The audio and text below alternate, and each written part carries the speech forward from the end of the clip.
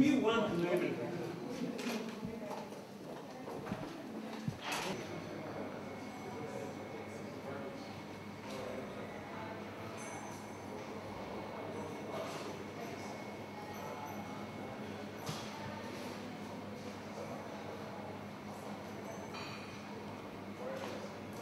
And business development services, in that they undergo training that is supposed to give them skills in business management, financial management, markets, and things like that.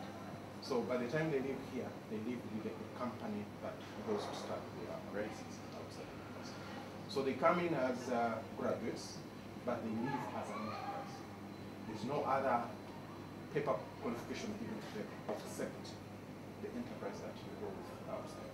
So far, we've managed to graduate 2 enterprises, and we have some of these that are ready to graduate, but there are certain constraints, especially capital financing for their businesses. Our banks here do not support those kind of, they don't have venture capital being a developing country. So they look at commercial loans only. They are not looking at venture capital. So that's our major constraint. Are there private individuals that provide venture capital or support? No. Because the economy is young, no one wants to go into venture capital. Because of the risk? Yes. How about them? Because what we see here is actually homegrown. Yes. How do you link them to the communities that actually produce these foods and so on? First, the idea was, number 1, to have graduates that create their own employment. Number 2, to use the technologies that are researched on by the school to turn them into products and services for the communities. The innovations. Yes. Then these innovations, once they go out into the market, then they link with the farmers, the communities, to supply the raw materials for these people to process and turn them into high-value products. And do you work with any others outside of the students in the private sector, maybe young entrepreneurs that are maybe not Macquarie graduates? We work with, first of all, our core clientele are graduates. It doesn't matter whether you are from here or you are not from this university. Oh, okay, okay. And it doesn't matter whether you graduated in food science or not. Excellent. As long as you have a very good idea.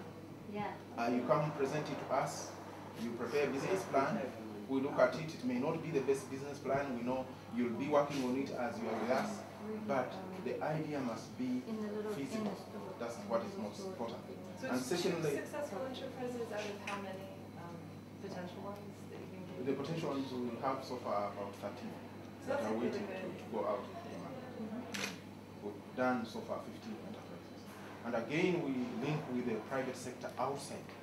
We do skills training for our private sector, those who feel that they want to start their own business. We do that for the summertime. This is the time now we are going to be advertising. For 1 week, a particular skill, we train them and they go out. And we follow them. So we continuously work with them where they are. We call them virtual incubators. So those ones who are outside, we work with them, and those who are inside, we work with them. We have a number of people in Hoima, we have people in Mbarara, we have people in Tororo, Hulu, Lira. Let me ask you one question. If this Resilient Africa, the network, the project, wanted to work with you as faculty and students, would you provide your students space to bring in their own innovations, not necessarily for commercial basis, that we are going to impact on the communities? I'll give you an example. If they came in with an innovation that is going to help, say, people in Guru who do not have the food that they need, because their children, are stunted with those in Western Uganda, if they had SAC, would you have the faculty and the students and time and space to work with them? Of course, we'll give you other support. Yes. The answer is obvious, yes. We are already working with communities. We've brought in a mobile food processor. Yeah, it was launched about 3 years weeks ago. We've deployed it in Yumbe on the border with Sudan. What does it do? It processes fruits into pulp, and we deliver it to the industrialists in Kampala. So we are working with the community in Yumbe, and so far we are overwhelmed just by that intervention alone. We have so far processed more than 30 tons of fruit, and the farmers still deliver it. That fruit in Yumbe had never been processed before. This is the first time they've seen something. And that's northern Uganda bordering with Sudan. They are really And poor because they have the fruits, they have the products from our country, but they don't have the Yeah, market. that's what I was going to tell you when you say, can we work with communities? Indeed, in Uganda, the communities have the raw material. What is lacking is turning it into value, both for nutrition and for commercial purposes. So how does it's mobile, so where does it get its energy source, or is it human power? It has a generator on board. We are doing state-of-the-art technology. With us, our philosophy is that this country must take it a step higher.